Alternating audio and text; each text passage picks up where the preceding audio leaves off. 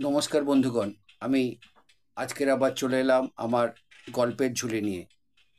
আজ আমি তোমাদের বলবো বাংলার রূপকার ডাক্তার বিধানচন্দ্র রায়ের জীবনী বা গল্প। যে মানুষটির জন্ম 1 জুলাই, মৃত্যু 1 জুলাই। এই স্মরণীয় ব্যক্তির জীবনী বা গল্প নিয়েই আমার আজকের বিশেষ প্রতিবেদন। অনেকদিন আগের কথা। তখন শহর কলকাতায় এত গাড়ি ঘোড়া ছিল না, তবু রাজধানী কলকাতা ছিল কলকাতায়। কলকাতার রাজপথ ধরে একটা ট্রাম গাড়ি এগিয়ে চলেছে।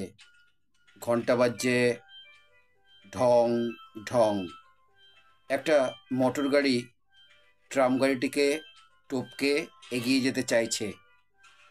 মোটর গাড়িতে বসে আছেন একজন ইংরেজ সাহেব। ট্রাম গাড়ির চালক বারবার ঘন্টা বাজিয়ে মোটর গাড়িটাকে সতর্ক করে দিতে চাইছে, কিন্তু কে শোনে কার কথা। শেষে ফল যা হওয়ার তাই হলো। মেডিকেল কলেজে ঢোকার মুখে মোটর গাড়িটির সাথে ট্রাম গাড়িটির লাগলো ধাক্কা। মোটর গাড়িটার সামান্য ক্ষতি হলো। আর যায় কোথায়? সাহেব ডাক্তার বলে কথা।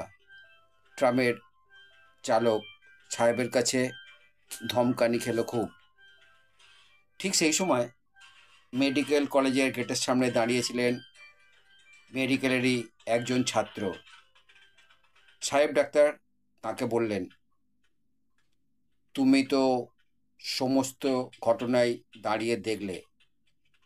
আমি এই ট্রাম গাড়ির চালকের বিপক্ষে কোম্পানির কাছে নালিশ করব।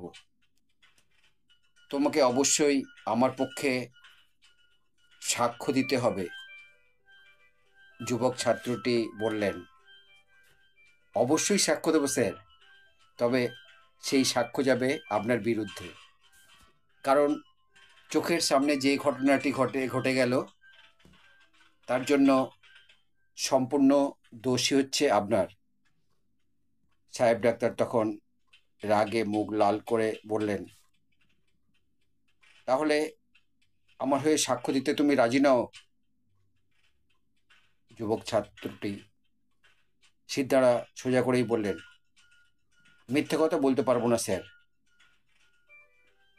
অবশেষে আর কথা না বাড়িয়ে সাহেব ডাক্তার মেডিকেল কলেজে চলে গেলেন।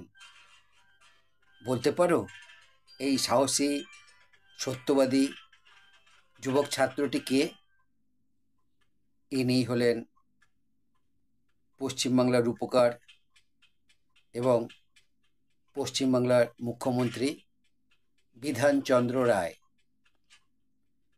1901 খ্রিস্টাব্দে তিনি মেডিকেল কলেজে ডাক্তারি পড়া শুরু করেন।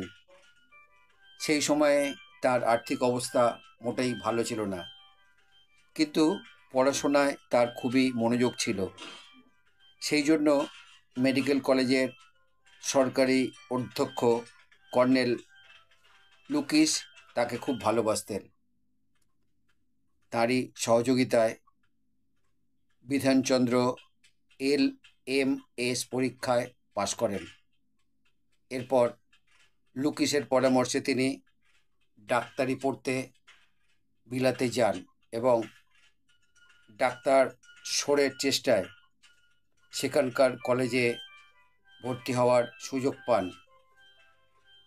সেখান থেকে তিনি একই বছরে MRCP এবং FRCS পরীক্ষায় পাশ করে 1911 খ্রিস্টাব্দে দেশে ফিরে আসেন।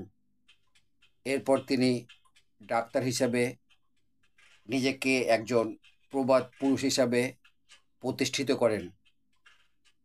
তার ছোঁয়ার এমনই গুণ ছিল যে তার ছোঁয়াতেই অনেক সময় রোগীর রোগ ভালো হয়ে যেত।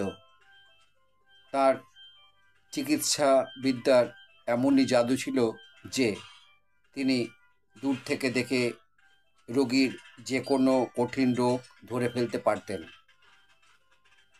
দেশের স্বাধীনতা যুদ্ধে তিনি দেশবন্ধু চিত্তরঞ্জনের পাশে এসে দাঁড়ান এবং তাঁরই আন্দোলনে যোগ দেওয়ার জন্য তাকে কারাবরণ করতে হয়।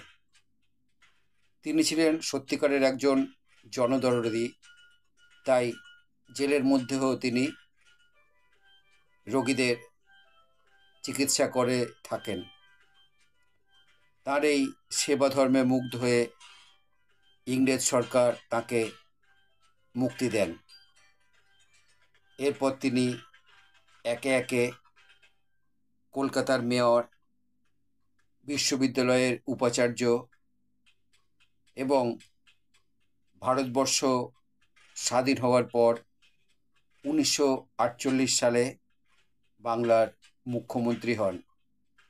সেই সময় থেকেই তিনি মৃত্যুর দিন পর্যন্ত এই পদে বহাল থেকে পশ্চিমবঙ্গের উন্নতির জন্য জীবন উৎসর্গ করে যান। তাঁরই চেষ্টায় দুর্গাপুর, দীঘা, কল্যাণী শহর গড়ে ওঠে। এমনকি আজকের সুন্দর মনোরম সল্টলেক সিটিও তাঁরই পরিকল্পনার এক দান। মুখ্যমন্ত্রী থাকাকালীন এত কাজের মধ্যে থেকে তিনি প্রতিদিন বিনা পয়সায় রোগী দেখতেন। 1882 খ্রিস্টাব্দের 1 জুলাই বিহারের পাটনা শহরের কাছে বাঁকিপুরে এই মহান পুরুষের জন্ম হয়। তার বাবা ছিলেন প্রকাশচন্দ্র রায়, যিনি পাটনার ডেপুটি ম্যাজিস্ট্রেট ছিলেন, আর তার মায়ের নাম অঘোরকামিনী দেবী। মাত্র 14 বছর বয়সে তিনি তার মাকে হারান। পশ্চিমবঙ্গের মুখ্যমন্ত্রী থাকাকালীনই 1962 খ্রিস্টাব্দের 1 জুলাই তিনি পরলোক গমন করেন। বাংলার রূপকার ডাক্তার বিধানচন্দ্র রায়ের জন্মদিন এবং মৃত্যুদিন উপলক্ষে এই ছিল আমার আজকের বিশেষ প্রতিবেদন। আমার এই বিশেষ প্রতিবেদন যদি আমার বন্ধুদের ভালো লাগে তাহলে আমার চ্যানেলে এসে লাইক, শেয়ার, কমেন্ট করবে। আমার চ্যানেলে নতুন বন্ধু হলে চ্যানেলটি সাবস্ক্রাইব করবে এবং নতুন পুরানো সব বন্ধুর কাছেই আমার একান্ত অনুরোধ, আমার চ্যানেলের বেল আইকনটা অন করে রাখবে। তাহলে আমার পাঠানো সমস্ত প্রোগ্রাম খুব সহজেই তোমাদের কাছে পৌঁছে যাবে। আবার নতুন ভিডিও নিয়ে, নতুন গল্প নিয়ে, নতুন প্রোগ্রাম নিয়ে আমি তোমাদের কাছে ফিরে আসব। খুব ভালো থেকো বন্ধুগণ, আমার চ্যানেলে থেকো, আমার গল্পকে তোমাদের সঙ্গে রেখো। নমস্কার বন্ধু, বিদায়।